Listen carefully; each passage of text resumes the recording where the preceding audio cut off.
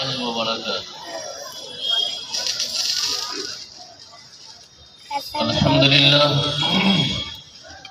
الحمد لله حمد الشاكرين وبه نستعين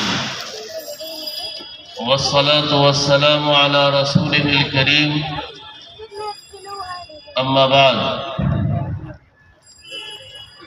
فقد قال الله تعالى في القرآن المجيد فأعوذ بالله من الشيطان الرجيم بسم الله الرحمن الرحيم يا أيها الذين آمنوا اصبروا وصابروا ورابطوا واتقوا الله لعلكم تفلحون. قال حبيبنا صلى الله عليه وسلم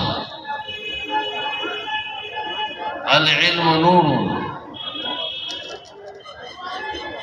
وقال حبيبنا صلى الله عليه وسلم طلب العلم فريضة على كل مسلم. صدق الله العظيم وصدق رسوله النبي الكريم. اللهم صل على سيدنا ومولانا محمد النبي الأمي وآله وصحبه وبارك وسلم. برادران عالی قدر، حاضرین و ناظرین، دینیات ملت اسکول کے تحت کام کرنے والے حضرات اساتذہ اور اس کی انتظامیہ، رب کریم کا بے پناہ شکر اور احسان ہے کہ اس نے اپنی شان کریمی سے اس کلکتہ کے اس خطے کو نئی نسلوں کی مذہبی تعلیم و تربیت اور اس کی تعمیر و تشکیل کے لیے گارجینوں کی ایک جماعت اللہ نے آپ کو عطا کر دیا ہے. نئی نسلوں کی مذہبی تعلیم و تربیت اور اس کی تعمیر و تشکیل کے لیے اس پورے خطے کو اللہ تعالیٰ نے ایک اچھی ٹیم عطا کر دیا. اللہ اس ٹیم کی حفاظت فرمائے اور عہد بعہد مخلصین اس ٹیم کو عطا کر دے. آج کے اس اہم اور قیمتی پروگرام میں میرے خطاب کا موضوع ہوگا موجودہ حالات میں ہندوستانی مسلمانوں کے مسائل اور اس کا حل. ہم صرف مسائل ہی آپ تک نہیں پیش کریں گے بلکہ کوشش کریں گے ان بزرگوں کی دعاؤں اور مخلصانہ توجہ سے کہ اس کا حل بھی پیش کریں. سب سے پہلے ضروری یہ ہے کہ ہم لوگ اپنے اپنے مقاصد میں نیک نیت ہو جائیں. یہاں جو ہم اور آپ جمع ہیں زندگی کا بیش قیمت سرمایہ لے کر آئے ہیں اور میں سمجھتا ہوں کہ اس سے بڑا اور اس سے قیمتی سرمایہ اس آسمان کے نیچے اس زمین کے اوپر دوسرا کوئی نہیں ہے اور وہ ہے زندگی، جس کی قیمت ہم کو معلوم نہیں. سب چیز کا دام بھاؤ ہم پوچھتے ہیں اور ہم کو اور آپ کو معلوم بھی ہوتا ہے، لیکن یہ ہم اور آپ سانس جو لے رہے ہیں اور یہ زندگی جو ملی ہوئی ہے اس کی اہمیت اور اس کی قیمت اور اس کے اوقات کی اہمیت کا استحضار ہم کو اور آپ کو نہیں رہتا. آپ یہاں اس اجلاس میں تعلیمی بیداری کانفرنس میں آئے ہیں، یہ یقیناً آپ کے آنے کا کوئی مقصد ہوگا اور وہ متعین ہوگا. اس میں نیت کو صحیح کر لیں کہ اللہ میں تیری رضا کے لیے، تیری خوشنودی کے لیے اور تیری طرف سے عمل کی توفیق کو حاصل کرنے کے لیے میں آج کی اس اجلاس کا حصہ بناؤں. اگر آپ کی یہ نیت ہوئی اور اس جذبے کے ساتھ آپ نے سماعت کیا تو انشاءاللہ اللہ کی نصرت ہوگی، مدد ہوگی اور توفیق عمل ملے گی۔ نیتوں کا معاملہ دل کے ارادے سے ہے، وہ آپ کر لیں۔ میں پہلے بھی یہاں کی فکروں سے اور یہاں کے مسائل سے اور جہد مسلسل سے واقف ہوں۔ حضرت مولانا مفتی عبد المعید صاحب دامت برکاتہ العالیہ اور ان کی پوری ٹیم اس جہد مسلسل میں لگی ہوئی ہے۔ مولانا کو خود اللہ تعالیٰ نے زیرک اور باطنی فراست کی دولت سے بہرور کیا ہے۔ بظاہر گوشت پوشت بدن میں کم ہے، لیکن فکر کی قوت اور بصیرت اللہ نے عطا کی۔ اسی لیے ہندوستان کی معروف علمی اور بزرگ ترین شخصیت کی نگاہ ان کے روحانی ارتقاء اور بلندی پر پڑی تو انہوں نے اپنا مجاز بنا لیا۔ اب وہ حضرت مولانا اشتیاق احمد صاحب شیخ الحدیث جامع العلوم مظفرپور، جو ہمارے استاد بھی ہیں اور ہمارے پیر و مرشد بھی، انہوں نے حضرت کو خلافت اجازت سے بھی بہرور کیا۔ یہ کوئی معمولی بات نہیں ہے، کسی عارف نے اپنی عارفانہ نگاہ سے پہلے جھانک لیا ہے، ان کے دل کا جائزہ لے لیا ہے، ایک سرے کر لیا ہے، اس کے بعد یہ مقام ان کو ملا ہے۔ پیری اور مریدی کی دنیا میں حضرت مولانا اشتیاق صاحب دامت برکاتہم کیا اتنا احتیاط ہے کہ ہم بتا نہیں سکتے۔ وہ جلدی کسی کو خلافت نہیں دیتے، بالکل نہیں دیتے، بہت احتیاط ہے جب تک کہ وہ اپنی کسوٹی پہ تول نہ دے۔ اس سے مجھے بھی پتہ چلتا ہے کہ مولانا کا باطن بھی بہت مضبوط، بہت روشن ہے۔ اسی روشنی سے وہ اس پورے خطے میں دینی، تعلیمی، تربیتی تحریک چلا رکھی۔ اللہ مزید فزد، اللہ تعالیٰ مزید ان کی ترقی عطا فرمایا اور ان کی پوری ٹیم کے اس چھوٹے بڑے تمام مسائل کو شرف قبولیت بخشے۔ ہندوستان میں موجودہ دور میں مسلمانوں کے مسائل دو قسم کے ہیں۔ مجموعی طور پر ہندوستان میں مسلمانوں کے مسائل دو قسم کے ہیں، ایک داخلی مسائل ہیں اور ایک خارجی۔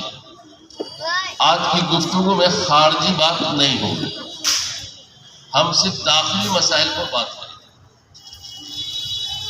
داخلی مسئلوں میں سب سے بڑا اور سب سے اہم مسئلہ ہماری جہالت کا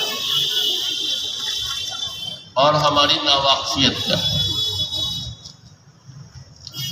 عصری دنیا میں بھی اور مذہبی دنیا میں بھی، دونوں اعتبار سے مسئلہ ہماری جہالت ہے۔ جہالت کی لگی ہوئی آگ کو جب تک ہندوستانی مسلمان نہیں بجھا لیں گے، اس وقت تک ان کا تشخص اور ان کا امتیاز اس وسیع و عریض ملک میں قائم نہیں ہو سکے گا، بحال نہیں ہو سکے۔ آپ کو میری اس گفتگو کا شاید بہت زیادہ احساس نہ ہو اور اس کا ادراک نہ ہو، لیکن ابھی چند منٹوں میں آپ اس کو ماننے پر مجبور ہوں گے کہ واقعی ہم جہالت کے دلدل میں ہیں۔ ہم بڑی ایران توران کی بات آپ کو نہیں سنائیں گے، بیسک پوائنٹ پر بات ہوگی۔ ایمان کے لیے بنیادی چیز ہے کلمہ طیبہ، کلمہ شہادت، ایمان مجمل، ایمان مفصل۔ یہ ہر مسلمان کو یاد بھی رہنا چاہیے، جاننا بھی چاہیے اور ماننا بھی چاہیے، تب جا کر وہ مسلمان ہو، یعنی نفس ایمان والا ہو۔ نفس ایمان کے لیے یہ کلمات ضروری ہیں۔ ایک احتیاط کے ساتھ میں عرض کر رہا ہوں کہ ملک بھر میں تقریباً 40% ہمارے مسلمان ایسے ہیں جو ان بنیادی کلمات سے آج کی تاریخ میں ناواقف ہیں۔ وہ طبقاتی مسلمان ہیں۔ ہم ہاسپٹل میں تو جھانک کر دیکھتے ہیں کہ کون آدمی مجبور ہے، اس کی مدد کی جائے، لیکن ذرا منڈیوں میں جھانک کر کے دیکھیے، حمال کلی جس کو کہتے ہیں، جو بوجھ اٹھاتے ہیں، ان کا ایمان کہاں؟ مختلف برادریاں ہیں ہمارے ملک میں جن کے بغیر ہمارا کام نہیں چلتا۔ ہم برادریوں کا نام جان بوجھ کر نہیں لیتے ہیں، آپ خود سمجھیے۔ مختلف برادریاں ہیں جن کے بغیر ہمارے اور آپ کا کام نہیں چلتا ہے۔ کپڑا دھونے والے لوگ بھی ہیں، بال بنانے والے لوگ بھی ہیں، اس کے علاوہ بھی ہیں۔ آپ ان کے ارد گرد جا کر کے دیکھیں گے تو آپ کا اندازہ ہوگا یہ سب مسلمان ہیں۔ یہ عید بھی پڑھنے جاتے ہیں، بقرعید بھی پڑھنے جاتے ہیں، مسلمان کے قبرستان میں دفن بھی ہوتے ہیں۔ لیکن صحیح بات یہ ہے کہ ایمان کے کلمات سے بھی یہ نابلد اور ناواقف ہے۔ بات بظاہر تو لطیفے کی ہوگی اور تھوڑی مسکراہٹ بھی آپ کو آئے گی۔ ہمارے صوبہ بہار میں ایک جگہ ہے جہاں مذبح ہے، وہاں جانور ذبح کیا جاتا ہے۔ تو ایک حافظ صاحب نے پوچھا کہ چچا آپ کیا پڑھ کر کے ذبح کرتے ہیں؟ تو اس بڑے میاں نے کہا کہ آپ ہم سے سوال کرنے آئے ہیں، کل کے بچہ ہیں آپ، میری داڑھی سفید ہو گئی اور آپ آج ہم سے پوچھتے ہیں کیا پڑھ کر کے ذبح کرتے ہیں، کیا ہم کو یہ بات معلوم نہیں ہے؟ کہا کہ چچا میں وہی پوچھ رہا ہوں آپ پڑھتے کیا؟ تو کہا کیا پڑھتے ہیں؟ ہم ان للہ پڑھ کر کے ذبح کر دیتے ہیں۔ کیا پڑھتے ہیں؟ ان للہ تو ہم لوگ پڑھتے ہیں، لیکن وہ ان للہ پڑھ کے ذبح کر دیتے ہیں۔ یہ کیا کرتے ہیں آپ؟ ان للہ پڑھتے ہیں۔ تو اس نے جواب دیا کہ ہمارے گھر میں کسی کے موت کی جب خبر آتی ہے تو عورت سب موبائل ہی پر پڑھتی رہتی ہے ان للہ، تو ہم اس کو مارتے ہی ہیں، اسی لیے ہم بھی ان للہ پڑھتے ہیں۔ بات یقیناً تھوڑی سی مسکراہٹ بھی ہے، آپ نے ہنس دیا، لیکن دوسرا پہلو سوچنے کا بھی ہے کہ وہ مسلمان ہے، وہ نسلاً بعد نسلین مسلمان ہے۔ بنیادی اور موٹے موٹے مسائل سے مختلف برادریاں ناواقف ہے، یہ ہے ہماری جہاد۔ آج میں نے خواتین کے مجمع میں ایک بات کہی ہے اور ملک بھر میں کہتا ہوں، اور پتہ نہیں آپ اس کے متحمل ہوں گے یا نہیں، متحمل ہونا چاہیے۔ میرا اپنا اندازہ یہ ہے کہ 4 لڑکے ہمارے ملک میں ایسے ہیں 100 میں جو اپنی امی اور ابو کا جنازہ پڑھ کر کے دفن کرتے ہیں، ورنہ 96 لوگ ایسے ہیں ملک میں جو اپنے ماں باپ کو بغیر نماز جنازہ کے دفن کرتے ہیں۔ کیا یہ بات آپ کو قبول ہوگی؟ نہیں قبول ہوگی تو ایک آدمی آئیے یہیں پر جنازے کی دعائی آج سن لے سب آدمی ایک دوسرے کا، اسی پر جلسہ ختم ہو جائے، ایک دوسرے کو جنازے کی دعا سنا لیں۔ ہو سکتا ہے میرا اندازہ غلط ہو جائے، کلکتہ میں خدا کرے کہ غلط ہو جائے، لیکن سچی بات یہ ہے کہ 100 میں 96 آدمی کو جنازے کی دعا تک یاد نہیں ہے۔ جس کو جنازے کی دعا یاد نہیں ہوگی تو کیا وہ ماں کو جنازہ پڑھ کے دفن کرے گا؟ ہاں، سیدھے کھڑا رہے گا، اور اسی بیٹے کے انتظار میں 36 گھنٹے تک ماں کی لاش روکی جاتی ہے۔ جو بیٹا فلائٹ سے آ جاتا ہے، دیکھ لیتا ہے، رو لیتا ہے، لیکن وہ ماں کی نماز جنازہ نہیں پڑھ پاتا۔ یہ جہالت آئی کہاں سے؟ یہ جہالت آئی اس بچے سے نہیں، اس ماں باپ کے قصور سے۔ اگر ان کے ماں باپ ذمہ داری محسوس کرتے اور مکتب کی اہمیت کو سمجھتے تو یقین جان لیجئے ان کا بیٹا اتنی بنیادی تعلیم سے ناواقف نہ ہوتا، وہ اتنا بڑا جاہل نہ ہو۔ اور آگے آئیے، تکبیر تشریق مفتی صاحب قاری صاحب یہیں پر واجب ہے نا؟ یہ سب مولانا سب پر واجب ہے نا؟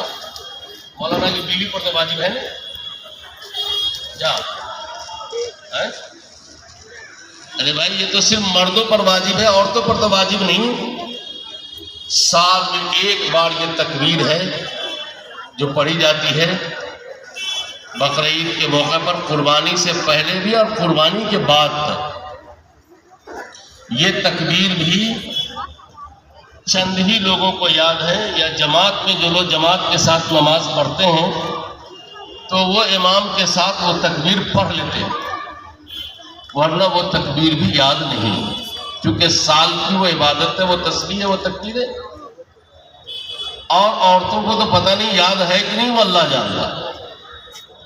یاد جب نہیں ہوگا تو تکبیر تشریق کا زمانہ آئے گا، وہ عورت چاہ کے بھی پڑھ سکتی ہے، وہ مرد چاہ کر بھی پڑھ سکتا ہے۔ 75% مسلمانوں کو آج تک عید اور بقرعید کی نماز صحت کے ساتھ پڑھنے نہیں آئی۔ کرتے پیجامے کی تیاری ہو جاتی ہے 1 مہینہ پہلے، اس کی بکنگ بہت پہلے، اور عید کے نماز کی ترکیب امام صاحب عین اسی وقت بتائیے۔ جب اس وقت عید کی نماز کی ترکیب بتائی جائے گی تو آپ کیا سمجھتے ہیں؟ پاؤں اٹھا کر کے نہیں دیکھے گا آدمی امام کو کہ ہاتھ باندھ لیا ہے کہ ہاتھ چھوڑ دیا ہے، ان کو یاد ہی نہیں رہتا۔ یہ موٹی موٹی باتیں آج پتہ نہیں شہر کلکتہ میں ہو، ہمارے دیہاتوں میں سنت کے مطابق عورت میت کو غسل دینے والی عورت نہیں ملتی ہے۔ نہلا دینا اور بات ہے، سنت کے مطابق غسل دینا، سنت کے مطابق کفن پہنانا، اور سنت کے مطابق میت کو قبر میں لوٹانا۔ ابھی الحاج محمود عالم صاحب بتا رہے تھے کہ مسائل سے واقعی بہت ناواقفیت ہے۔ ہم کہتے ہیں بڑے مسائل چھوڑ دیجیے، یہ چھوٹے چھوٹے جو بنیادی مسائل ہیں روزمرہ کے، کیا ایک مسلمان کی ذمہ داری نہیں ہے کہ وہ خود بھی واقف ہو اور اپنی نسلوں کو واقف کرائے؟ کیا یہ ذمہ داری نہیں ہے؟ یہ جو جہالت ہماری نسلوں میں دوڑ رہی ہے اور آگ کی طرح لگی ہوئی ہے، اس کی 2 بنیادی وجہ ہے۔ گارجینوں کی غفلت، گارجینوں کی بے فکری۔ ایک وجہ تو یہ ہے کہ اس بے فکری کے نتیجے میں ان کے بچے مکتب سے دور رہے۔ دوسری وجہ ان کی کسب معاش کی فکر مندی، کہ کسب معاش کی وجہ سے انہوں نے چھوٹے چھوٹے بچوں کو ہوٹلوں میں لگا دیا۔ اللہ کے بندے تھوڑا صبر کرتے، تھوڑی پریشانی اور جھیلتے، لیکن بچوں کو بنیادی دینی تعلیم ضرور دیتے۔ یہ 2 وجہ ایسی وجہ ہیں کہ جس کی وجہ سے یہ غفلتیں ہوئیں، اور ان جہالتوں نے نتیجے کے طور پر آج مردوں کو بھی اور لڑکیوں کو بھی کہیں عملی ارتداد تو کہیں فکری ارتداد کا شکار بنا دیا ہے۔ کہیں عملی ارتداد تو کہیں فکری ارتداد کا شکار بنا دیا ہے۔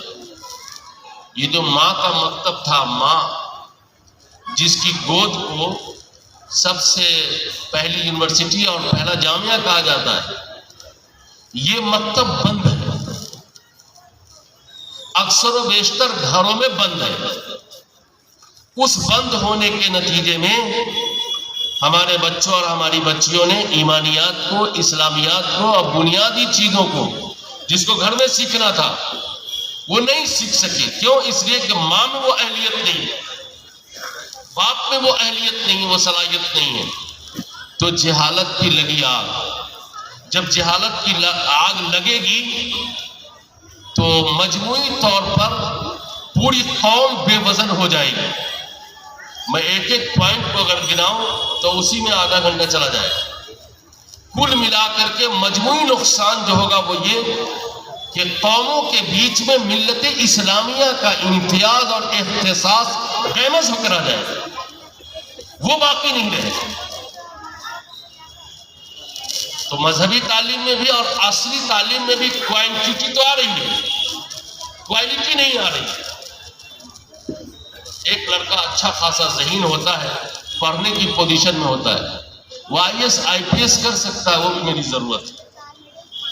لیکن اگر جاب آ گیا اسی بیچ میں دبئی سے تو چھوڑ دیتا ہے، دبئی چلا جاتا ہے، دبئی چلا جاتا ہے۔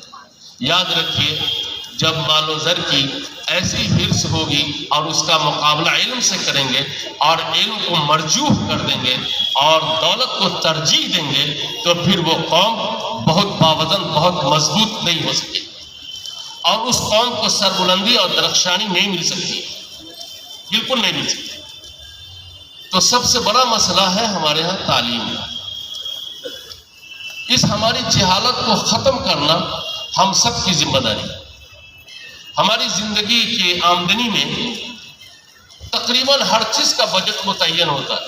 جو گھرانہ باشعور ہے ان کے یہاں کھانے کا، پینے کا، روم بھاڑا کا، علاج و معالجے کا اور ڈاکٹر کا، سب کا ایک لمٹ طے ہوتا ہے، لیکن اس میں تعلیم کا بجٹ مختص نہیں ہوتا۔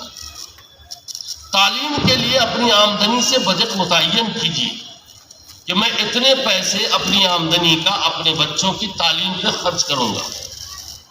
پہلے ابھی 20 سال 25 سال پہلے چلے جائیے، اسی ملک میں یہ مزاج تھا کہ مسلمان لڑکا پہلے دینی تعلیم حاصل کرے گا، اس کے بعد کوئی دوسری تعلیم حاصل کرے گا۔ اور اب کیا ہو گیا ہے، دینی تعلیم کا تصور ختم ہو رہا ہے۔ اب مرنے کے قریب قرآن شریف پڑھے گا۔ ظاہر ہے جب مرنے کے قریب آئے گا تو وہ کیا قرآن پڑھے گا۔ اگر ہم اپنی نسلوں کو چاہتے ہیں جہالت کی دلدل سے نکالنا تو اس کے لیے آپ کو تعلیم کے لیے آگے بڑھنا ہوگا۔ آپ خود سوچئے، غور کیجئے کہ نبی رحمت صلی اللہ علیہ وسلم کے عہد میں کیسی ظلمت تھی، کیسی تاریکی تھی، اور کیا سنگین احوال تھے، اس کی ایک لمبی فہرست ہے۔ لیکن اللہ تعالیٰ نے ان بیماریوں کے لیے الگ الگ آیت قرآنی کا انتخاب نہیں کیا۔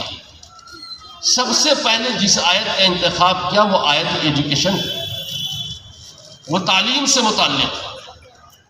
جس قوم پر تعلیم کی آیت سب سے پہلی اتری ہو، سروے رپورٹ میں اس قوم کا علمی میدان میں کوئی مقام نہ ہو، کیا یہ افسوس کی بات نہیں؟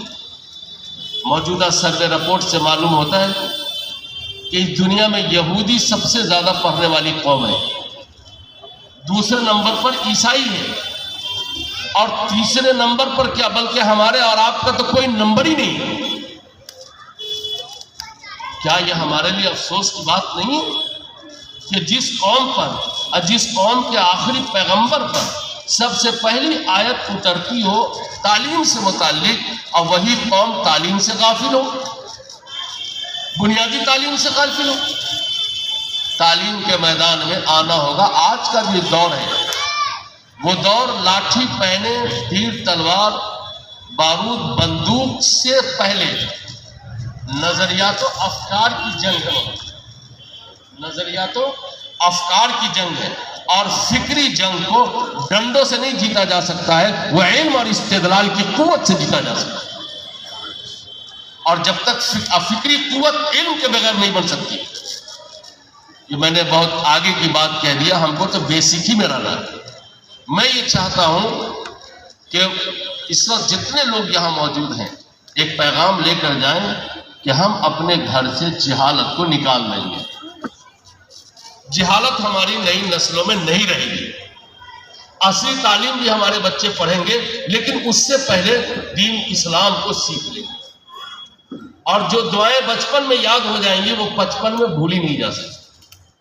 داخلی مسائل میں سب سے بڑا مسئلہ جہالت کا ہے، اور اس جہالت کا خاتمہ علم کے حصول کیے بغیر نہیں ہو سکتا۔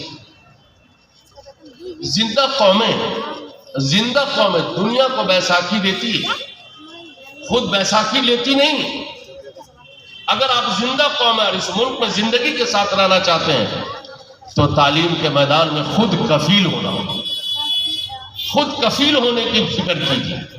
جو فرد اپنے گھر کو پھونک کر کے بچوں کو علم کی روشنی نہ دے، اس فرد سے، اس قوم سے، اس سماج سے، اس خاندان سے، اس فیملی سے کوئی بہت بڑی امید وابستہ نہیں کی جا سکتی۔ اس لیے مذہبی دینی تعلیم کو مضبوطی کے ساتھ گلے لگائیں، مضبوطی کے ساتھ گلے لگائیں۔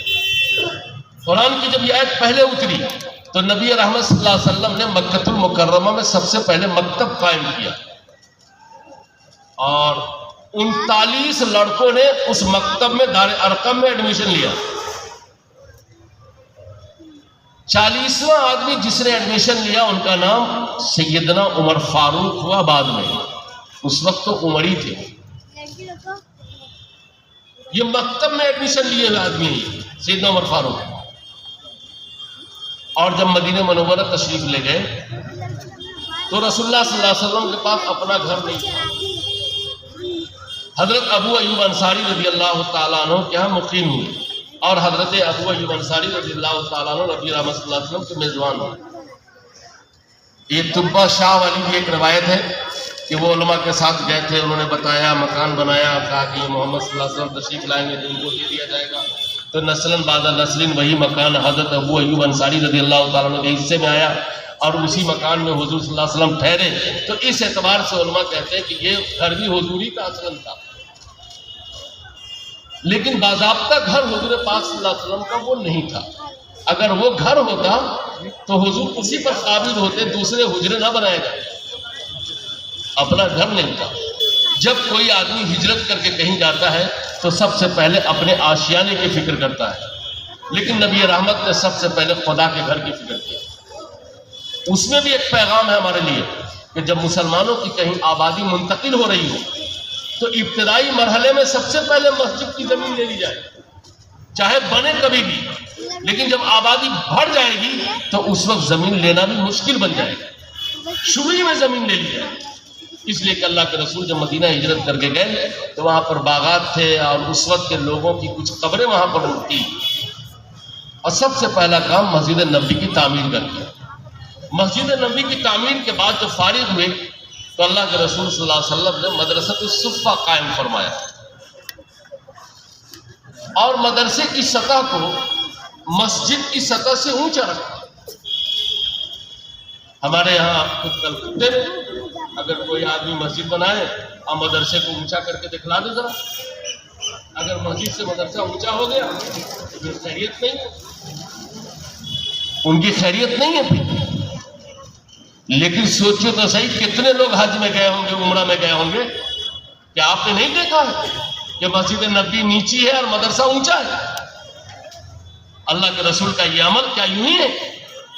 نہیں، اس کا ایک پیغام ہے. پیغام یہ ہے کہ مسلمانوں کی آبادی میں جب تک مدرسہ، مکتب کا نظام، تعلیم کا نظام بلند رہے گا، اونچا رہے گا، یہ امت اونچی رہے گی، یہ امت بلند رہے گی. اور پھر اس اونچائی سے جو ٹیم تیار ہوگی، نکلے گی تو وہ مسجد میں آئے گی، یعنی مسجد آباد ہوگی. یہ پیغام ہے اس کا. پورے ہندوستان میں مکاتب اور مدارس کے نظام کو مضبوط کرنا در حقیقت اپنے آپ کو مضبوط کرنا ہے، اپنی نسلوں کو مضبوط کرنا ہے. آپ کے پورے ملک میں آپ کو مدارس نے کیا دیا معلوم ہے؟ مدارس نے بھیک مانگ مانگ کر کے اس ملک کو دوسرا اسپین بننے سے بچا لیا، اسپین بننے سے بچا لیا. یہ کام ہے. ہر ادارے کا اپنا ایک موضوع ہوتا ہے، اس موضوع سے وہ ادارہ کام کرتا ہے. انجینئرنگ کالج الگ ہے، میڈیکل کالج الگ ہے. جہاں میڈیکل ہے وہاں انجینئرنگ کی تعلیم نہیں ہوتی، جہاں انجینئرنگ کالج ہے وہاں میڈیکل کی تعلیم نہیں ہوتی. تو مدرسہ اور مکتب کا بھی ایک موضوع متعین ہے کہ ہم دین کی تعلیم دیں گے، مذہب کی تعلیم دیں گے، اسلام کی تعلیم دیں گے، اور اس کا ایک خوبصورت سلیبس ہے. پورے مدارس دارالعلوم دیوبند سے لے کر کے یہ ملت اسکول تک جتنے بھی مدارس مکاتب ہیں مذہبی، تمام کا سلیبس بہت عجیب و غریب ہے. اس کا سلیبس ہے کسی بوڑھے کو تکلیف نہیں دیں گے، مدرسے میں پڑھایا جاتا ہے کسی بچوں پر ظلم نہیں کریں گے. مدرسے میں پڑھایا جاتا ہے کسی کی بیٹی کو اپنی بیٹی سمجھیں گے، غیر کی بیٹی سمجھ کر اس پر حملہ نہیں کریں گے، بلکہ اس پر نگاہ بھی نہیں ڈالیں گے. مدرسے کا سلیبس ہے، نصاب ہے، پڑھایا جاتا ہے. سرکاری پراپرٹی کو نقصان نہیں پہنچائیں گے. مدرسے کا سلیبس ہے بغیر ٹکٹ کے سفر نہیں کریں گے. مدرسے کا سلیبس ہے شراب نہیں پئیں گے، سود نہیں لیں گے، جوا نہیں کھیلیں گے. مدرسے کا سلیبس ہے کہ سڑک کو گندا نہیں کریں گے، صاف ستھرا رکھیں گے، ناجائز پراپرٹی کسی کا نہیں لیں گے، حکومت کی پراپرٹی کو اور ملک کی پراپرٹی کو نقصان نہیں پہنچائیں گے، شارع عام کو دشواری میں نہیں ڈالیں گے. مدرسہ پڑھاتا ہے کہ راستے پر اپنی موٹر سائیکل اور اپنی گاڑی کو ہم ٹھیک سے کھڑی کریں گے، ٹریفک سسٹم کو دیکھ کر کھڑی کریں گے. یہی تو مدرسے کا نصاب ہے. آپ مجھے بتائیے کہ یہ تعلیم ہندوستان کے کس کالج میں ہو رہی ہے، کس یونیورسٹی میں ہو رہی ہے؟ آپ نے کبھی سنا کہ مدرسے کے طلبہ نے ریل کا انجن جلا دیا ہو، ٹرین کی بوگی پھونک دیا ہو، الیکٹرک کو بالکل کاٹ کر کے رکھ دیا ہو، ٹرانسفارمر میں آگ لگا دیا ہو؟ نہیں. کیوں نہیں ایسا کیا؟ ایسا نہیں ہے کہ مدرسے کے طلبہ میں جرت نہیں ہے. مدرسے کے طلبہ میں تو وہ جرت ہے کہ افغانستان کو افغانستان بنا. یہ جرت ہے مدرسے کے طلبہ میں. لیکن اس کے باوجود ہندوستان کی آزادی سے لے کر دارالعلوم کے قیام سے لے کر کے آج تک کوئی آدمی مجھ کو بتائے کہ مدرسے کے طلبہ نے اس طرح کی حرکتیں کی نہیں کی. کیوں؟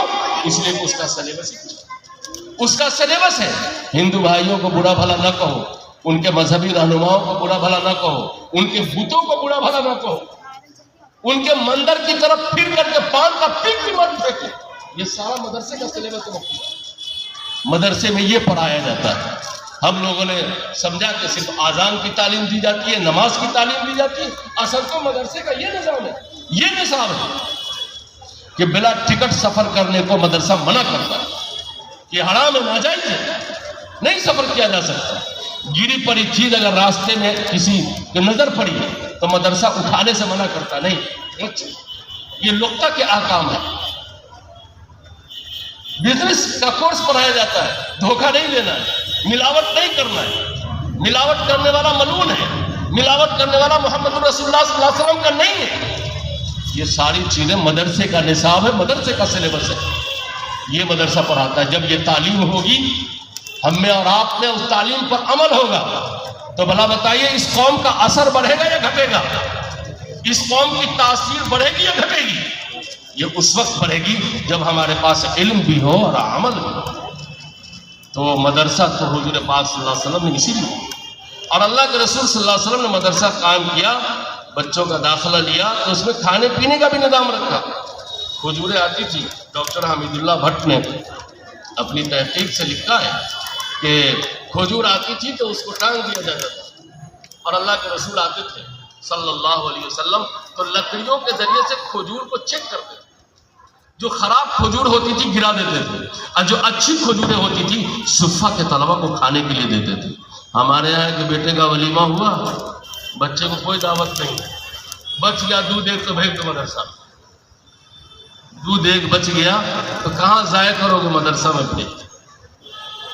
کیسے گوارا غیرت کرتی. پہلے سے دعوت دینا چاہیے کہ یہ مہمان رسول ہے، یہ مہمان رسول ہے، ان کی قدر عظمت کو محسوس کرنا چاہیے. تو یہ مدرسے کا نظام، مکتب کا نظام ہمارے اور آپ کے ملک میں باقی رہے گا تو ہمارا تشخص، ہمارا امتیاز، ہماری شناخت، ہماری پہچان باقی رہے گی. اس کی اہمیت آج ہم کو اور آپ کو نہیں ہے، لیکن خود اس ملک میں جو ایک قوت ہے جو نظریاتی اور فکری اعتبار سے ہم سے اور آپ سے عناد رکھتی ہے، دشمنی پر کمر بستہ ہے، اس کو آپ کے مدرسے اور مکتب کی قیمت معلوم ہے. یہ ان مدرسوں میں، ان مکتبوں میں کیا ہوتا ہے. ہم جو کرتے ہیں وہ نہیں کرتے ہیں، اس لیے ان کو پیٹ میں مرور ہو رہا ہے کہ ہم تو کچھ اور سکھا رہے ہیں، لاٹھی ڈنڈا مارو پیٹو فلاں، اور یہ سکھا رہے ہیں پیار محبت الفت یگانگت خدمت مدد نصرت. تو ظاہر ہے ان کا تو مقابلہ، ان سے مقابلہ ہی نہیں ہو سکے. تو ملک میں اسی کا امتیاز باقی رہے گا. اسی لیے اس درسگاہ کے پیچھے ہاتھ دھو کے نہیں، غسل کر کے پڑے ہوئے، غسل کر کے پڑے ہوئے.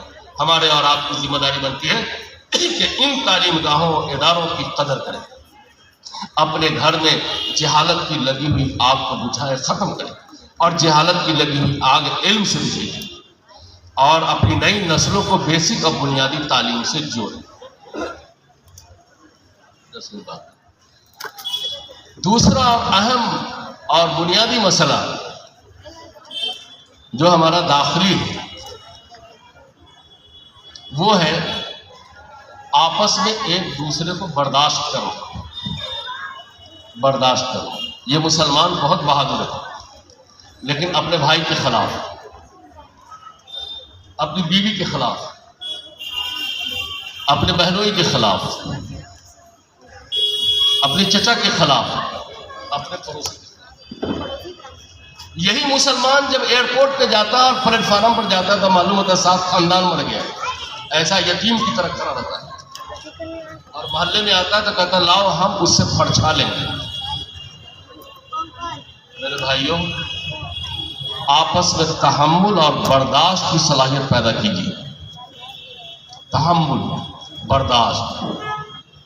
اپنے لوگوں کو انگیج کیجیے.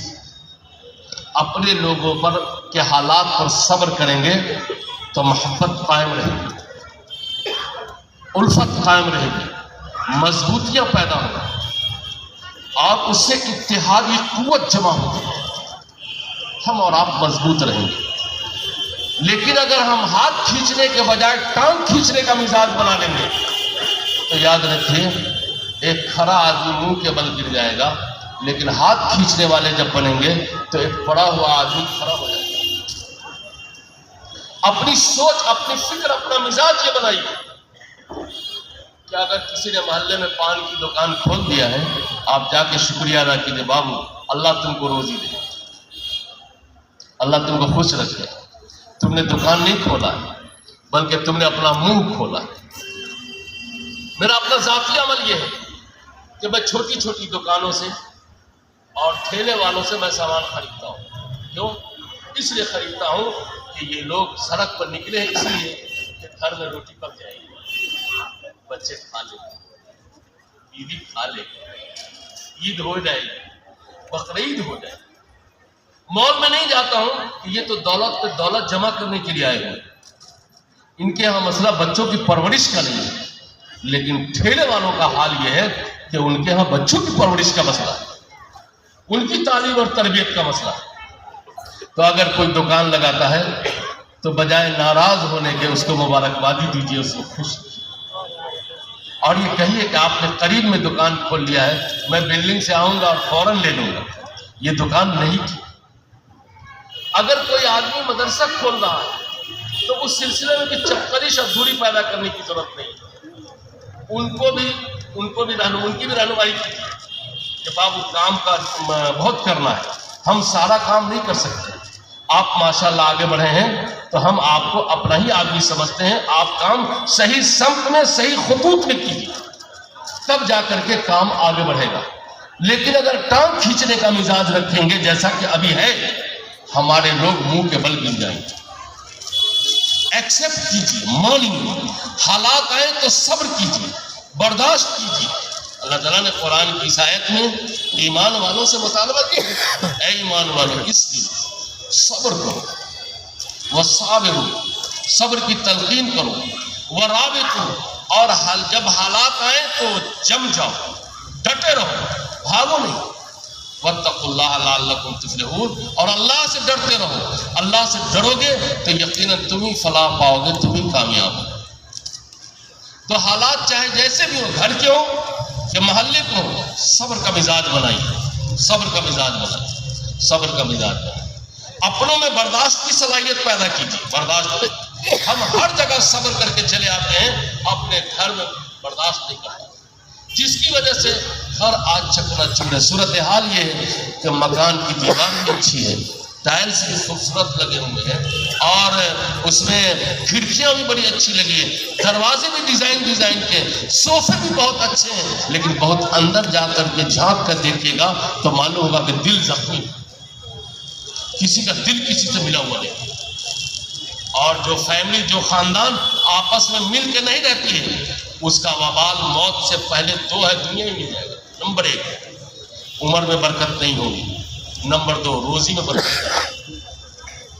یہ روزی بھی کم ہو جائے گی، چھن جائے گی، اور عمر بھی چھن جائے گی. یہ بڑا سائیڈ ایفیکٹ ہے آپسی اختلافات، آپس کی رنجشوں کا یہ سائیڈ ایفیکٹ ہے. اس لیے آپس میں برداشت کر کے رکھیں، یہ بھی ہمارا داخلی مسئلہ ہے. نمبر 3، اس ملک میں ہمارے لیے جان کے تحفظ کا مسئلہ بھی بڑا اہم مسئلہ ہے نا. موب لنچنگ کا سلسلہ جاری ہے. یاد رکھیں، موب لنچنگ یہ کوئی نئی اسکیم دشمنوں کی نہیں ہے.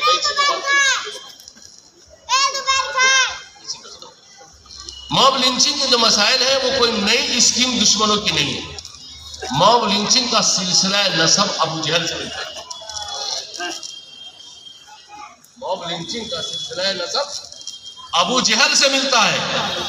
حضرت نبی رحمت صلی اللہ علیہ وسلم کی جب قتل کا منصوبہ دار الندوہ میں بنایا گیا تو آپ کیا سمجھتے ہو؟ ایک آدمی تھا، پورے قبیلے کے لوگ تھے، 10-20 کر کے تھے جب، اور سب نے مل کر کے نبی رحمت صلی اللہ علیہ وسلم کو نعوذ باللہ قتل کا منصوبہ بنایا، اور عملی طور پر وہ پہنچ بھی گئے بعد میں، لیکن اس پورے واقعے کو مجھے اس وقت نہیں بیان کرتا۔ موب لنچنگ کا سلسلہ نسب ابو جہل تک پہنچتا ہے میری معلومات کے مطابق، ممکن ہے اس سے آگے بھی پیغمبروں کے ساتھ دشمنوں نے کیا، لیکن اجتماعی طور پر جو مرڈر اور قتل کی پلاننگ کی گئی، منصوبہ بنایا گیا، وہ ہمارے آقا حضرت محمد رسول اللہ صلی اللہ علیہ وسلم کی قتل کا منصوبہ بنایا گیا۔ ظاہر ہے ہمارا آپ آقا صلی اللہ علیہ وسلم کی امت ہے، اور یہ جو لوگ ہیں وہ اسی سلسلہ نسب کے، ابو جہل کے سلسلہ نسب کے، یہ موب لنچنگ کرتے ہیں۔ کرتے کیا ہے بلکہ کرواتے ہیں۔ اب ایک آدمی کے ساتھ 10-20 آدمی مل کر کے کسی جان کو مار دے تو یہ کوئی بہادری کی بات نہیں، یہ شیطنت ہے، یہ بدماشی ہے۔ جان کا تحفظ ایک بڑا مسئلہ ہے، بہت اہم مسئلہ ہے، بلکہ جان کے تحفظ کو تو وقتی ایمان پر بھی نبی صلی اللہ علیہ وسلم نے ترجیح دیا۔ اس جملے کو یاد ہے، وقتی ایمان پر۔ خود حضرت عمار بن یاسر نبی رحمت صلی اللہ علیہ وسلم کے پاس تشریف لائے اور اشک بار آئے۔ کیا ہوا؟ کیوں رو رہے؟ کہ یا رسول اللہ اس سے بہت بڑی غلطی۔ کیا غلطی ہوگا کہ تم اس قدر اشک بار ہو؟ کہا کچھ ہو گیا ہوگا؟ کہ نہیں بہت بڑی، بہت سنگین۔ کہا مجھ سے لوگوں نے آپ کی شان میں گستاخانہ کلمات کہلوا دیے اور ایمان سے بھی نکلوا دیے۔ کہا کس نے؟ کہا دشمنوں نے۔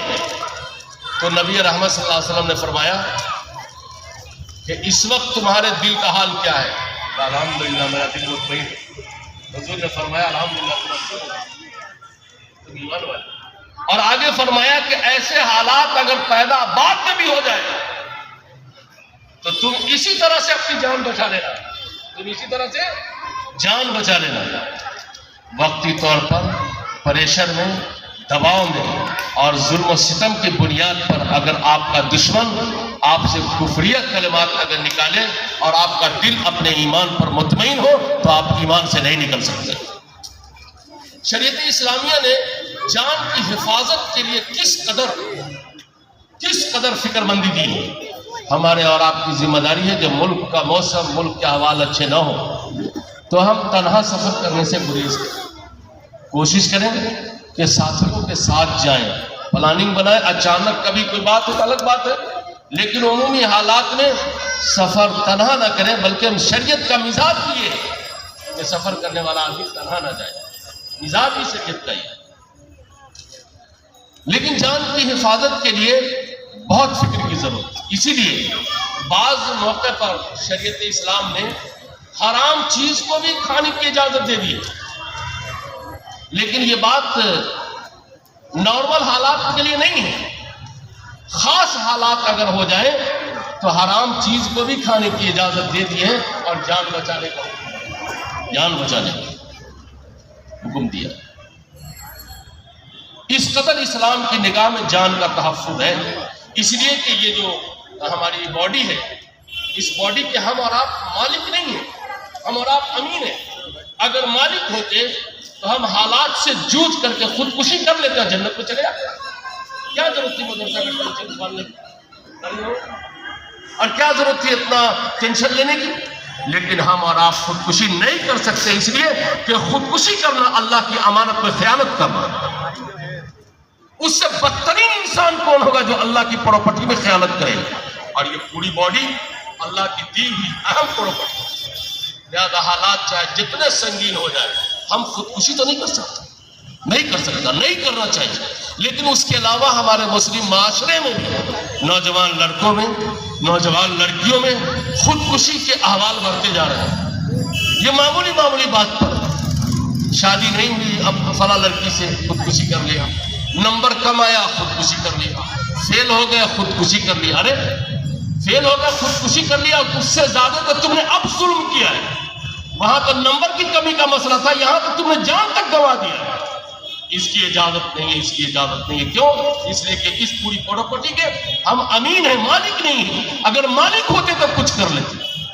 اسی لیے ہر وہ چیز جو جسم و جان کو نقصان پہنچانے والی ہو شریعت نے منع کی.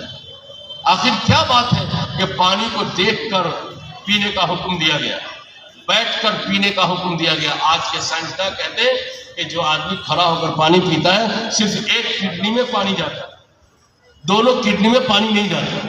یہ آج کا سائنسداں کہتا ہے. میرے آقا صلی اللہ علیہ وسلم نے 1450 سال پہلے بتا دیا بیٹھ کے پانی پیو، کھڑے ہو کر پانی مت پیو.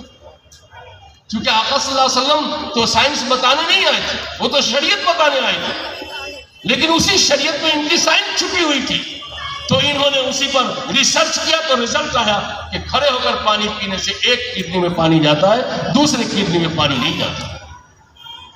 تو یہ جھانک کر، تاک کر، بیٹھ کر یہ پینے کا کیا مسئلہ؟ سر ڈھانک کر. آج سر ڈھانک کر کھانے پینے کا رواج بھی ختم ہوتا جا رہا ہے. لیکن 5 اسٹار ہوٹل میں چلے جائیے تو ایک بھی اسٹاف آپ کو ننگا سر نہیں ملے. اس کو معلوم ہے کیا کھاتے ہیں. آپ تو جاتے رہتے ہیں حاجی صاحب، آپ بھی بڑی بڑی ہوٹلوں میں جاتے رہتے ہیں، کوئی ننگا سر والا ملتا ہے؟ ایسی کھاری ٹوپی، اللہ، ویسی کھاری ٹوپی تو ہمارے دوسرے لوگ بھی نہیں پہنتے. اتنی کھری ٹوپی پہنے رہتا ہے. اس کو معلوم ہے کہ بال بہت لطیف ہے، اگر ایک بال بھی کہیں چلا گیا اور وہ کسی اس مسافر کے لقمہ کا حصہ بن گیا تو وہ بہت مضر ہوگا، بہت مضر ہوگا. بھلا بتائیے اس حادثے سے بچانے کے لیے سرکار دو عالم صلی اللہ علیہ وسلم نے 1450 سال پہلے اپنی امت کو آگاہ کہ سر ڈھانک کر کھایا جائے. حادثہ کسی وقت کسی دن بھی ہو سکتا ہے، سنبھل کر آنا تو ہر دن ہے، ہر دن سنبھل کر آنا.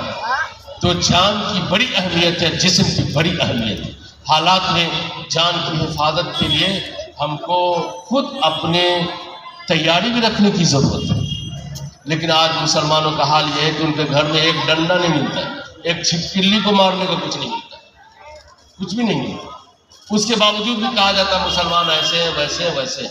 اور اپنی حفاظت کے لیے تو ہم قانونی اور جمہوری طریقے پر ہم تو مستعد رہیں تاکہ کوئی دشمن ہم پر یلغار نہ ہو، یلغار نہ کرے. جان کا تحفظ اس ملک میں اہم مسئلہ ہے، اس میں کچھ ہماری طرف سے بھی غفلت ہو رہی ہے. ہمارے بچے دھیرے دھیرے نشہ کے عادی ہوتے جا رہے ہیں، مختلف نوع نشہ کے عادی ہو کر کے اپنی صحت کو خراب کرتے ہیں. اور دشمنوں کی طرف سے بھی ہے وہ بہت کم ہے، بہت کم ہے. کچھ ہی شرط عناصر ملک میں جو اس طرح کی حرکت کرتے ہیں، ورنہ تو 80% ہندوؤں کے ہاں آج بھی دیا میا بہت ہے. اتنا دیا میا ہے ہندوؤں کے ہاں کہ وہ مرغی اپنے سے ذبح نہیں کرتا. مرغی آپ ہی کی دکان سے خریدے، اس کو ایسے کرنے میں نانی مرتی. آپ نے سب تو ہر دن تیار رہتا ہے، اتنا دیا میا. ان کے 80% لوگ اب بھی الحمدللہ اچھے. یہ 20% ہیں جن کو بکھلا دیا گیا ہے، جن کو ٹیلنٹ کیا گیا ہے، یا جن کو غلط راہ چلایا جا رہا ہے. یہ ملک کے لیے، ملک کے امن سلامتی کے لیے، ملک کی جمہوریت کی بقا کے لیے خطرہ ہے. جب ملک بدامنی کا شکار ہوگا تو ملک ترقی کی راہ پر کبھی نہیں جا سکے، کبھی نہیں جا سکے. امن نیچرلی چیز ہے، اب بدامنی غیر فطری چیز ہے. اور جب غیر فطری چیز کو لانچ کرے کوئی، چاہے جس قوت کے ساتھ لانچ کرے، اس کی عمر زیادہ نہیں ہوتی. حالات کی عمر ہمیشہ کم رہی ہے، حالات کی عمر ہمیشہ کم رہی ہے، زیادہ نہیں رہی ہے. اس لیے ان حالاتوں سے گھبرائیں نہیں، حوصلہ بلند رکھیں، ہمت سے رہیں، جمعیت سے رہیں، جماعت سے رہیں، اتفاق سے رہیں، اتحاد سے رہیں، آپس میں جوڑ پیدا کر کے رہیں، اور اپنے جسم و جان کے تحفظ کی ہر ممکن کوشش کریں کہ ہمارے جسم کو، ہمارے جان کو خدا نخواستہ ہماری بے توجہی، ہماری بے عملی سے نقصان نہ پہنچے. اس لیے کہ یہ بہت بڑی امانت ہے. میں نے آپ کے سامنے حدیث پڑھی تھی، نبی رحمت صلی اللہ علیہ وسلم نے ارشاد فرمایا کہ علم کا حاصل کرنا فرض ہے. یہ ایک ایسا فریضہ ہے کہ جو چھوڑ دے گا پوری زندگی سینکڑوں فرائض سے غافل رہے گا، سینکڑوں فرائض سے غافل رہے گا. اس لیے کہ علم کا حاصل کرنا سنت، واجب، جائز ناجائز کی بات نہیں ہے. نبی رحمت نے اس کو سیریس دفعہ لگایا ہے کہ یہ فرض ہے، اور اس فرض سے غافل ہونا دوسرے تمام فرائض سے غافل ہونا لازم آ جائے گا. اس لیے خدا کے واسطے اس فریضے سے نہ ہم غافل ہو، نہ اپنی نسلوں کو غافل بنائیں. اب ڈاکٹر بنائیے، انجینئر بنائیے، لائر بنائیے، وکیل بنائیے، سب ہماری ضرورت ہے، لیکن بیسک بنیادی تعلیم سے اپنی نسلوں کو جوڑیے. اس لیے رسول اللہ صلی اللہ علیہ وسلم نے اس کو فرض کیا ہے، اس لیے کہ علم دین کا جو فریضہ ہے وہ محدود ہے. ندوی ہونا، ہاشمی ہونا، قاسمی ہونا، مظاہری ہونا یہ فرض نہیں ہے. علم دین جو فرض ہے وہ محدود ہے. آیات یاد ہو، سورت یاد ہو، قرآن کریم کو صحت کے ساتھ پڑھنا آ جائے، دعائے معصورہ یاد ہو، فرائض، واجبات، شرائط، یہ سب چیزیں یاد ہو، یہ بنیادی چیزیں ہیں. ان چیزوں سے ہر شخص کا واقف ہونا ضروری ہے، ورنہ تو توفیق ان کو ملے گی عمل کی، علم نہیں ہوگا تو وہ عمل نہیں کر سکے، نہیں کر پائے. پھر ایک حدیث میں نے آپ کے سامنے پڑھی جس میں نبی رحمت صلی اللہ علیہ وسلم نے ارشاد فرمایا کہ علم روشنی ہے. علم کے بغیر ہمارے گھروں میں، ہماری زندگی میں چاندنا نہیں آئے گا، روشنی نہیں آئے گی. اس لیے علم کے حصول کی طرف اپنے بچوں کو متوجہ فرمائیے اور اپنی گاڑی کمائی کا حصہ اس میں لگائیے. کرتے کے لیے، پیجامے کے لیے، عید بقرعید کے لیے، خوراک کے لیے، سب میں ہم خود کفیل ہیں نا. کسی ادارے کی تلاش ہے کہ کوئی ایسا ادارہ کلکتے میں قائم ہو جائے جو ہمارے بچوں کو کپڑا سلا کے دے دے. صرف ایک علم اور علم دین کا مسئلہ ایسا ہے کہ اس سلسلے میں ہم بہت کوتاہ واقع ہو رہے ہیں، اپنی آمدنی میں اس کا بجٹ مختص نہیں کر رہے ہیں. یہ ہمارا تینوں مسئلہ بنیادی مسئلہ ہے اور یہ داخلی مسئلہ ہے. مسائل اور بھی ہیں لیکن وقت کا دامن تنگ ہے. یہ تین مسائل جو میں نے آپ کے سامنے عرض کیا ہے، ان کو سیریس طور پر لیجئے اور لے کر کے اس پر عمل کرنے کی کوشش کیجئے. نمبر 1، جہالت کی لگی آگ کو بجھانا ہے، علم کی شمع روشن کرنا ہے. نمبر 2، جان کی حفاظت ہم کو کرنا ہے، یہ بہت بنیادی چیز ہے، اس کے لیے فکر مند رہنا ہے. خودکشی سے بچنا ہے، اپنی نسلوں کو بچانا ہے. نمبر 3،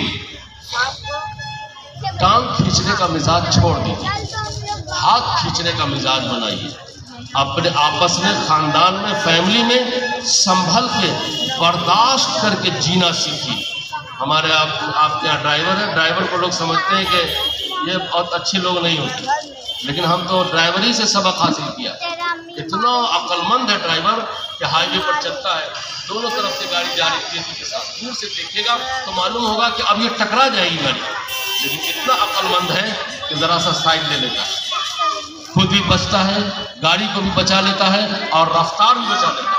ہمارے آپ کے گھروں میں بیوی سے، بچوں سے اگر تھوڑا آمنا سامنا کی نوبت آئے تو کوئی ایک آدمی سائڈ مار دے، تھوڑا سائڈ مار کر کے ماحول کو گرم ہونے سے بچا لیجیے. جب نرم ہو جائے پھر بیٹھ کر کے ٹیبل پر شربت پی کر کے مسائل کو سلجھا لیجیے. اتنا کام کرنے میں کیا لگا رہے، اتنا کریں گے تو گھر بدامنی سے بچے گا، گھر مشکلات سے بچے گا، افتراق و انتشار سے بچے گا، تشدد سے بچے گا، فتنے سے بچے گا. کم عمری سے ہم بچیں گے اور کم روزی سے ہم بچیں گے. اللہ رزق میں بھی وسعت عطا فرمائے گا، عمر میں بھی برکت عطا فرمائے گا. رب کریم اپنی شان کریمی سے ان باتوں کو شرف قبولیت بخشے. ربنا تقبل منا انك انت السميع العليم بحرمة محمد ابو بکر وعمر وعثمان وعلی واصحاب اجمعین وبرحمتك یا ارحم الراحمین. واخر دعوانا الحمد للہ رب العالمین.